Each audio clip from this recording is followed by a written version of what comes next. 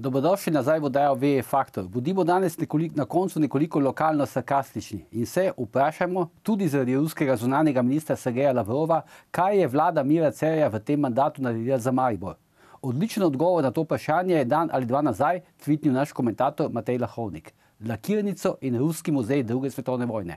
Evropa in razviti del sveta pa se medtem pospešeno ukvarja s četrto industrijsko revolucijo. Miro Cerar, ej. To je bilo za danes vse. Vidimo se jutri v istem času. Prihodnji teden pa bo z vami kolega Aljuš Pretinač. In ne pozabite, resnica boli, komentarji še bolj. Pa ni vseeno, kdo kaj reče.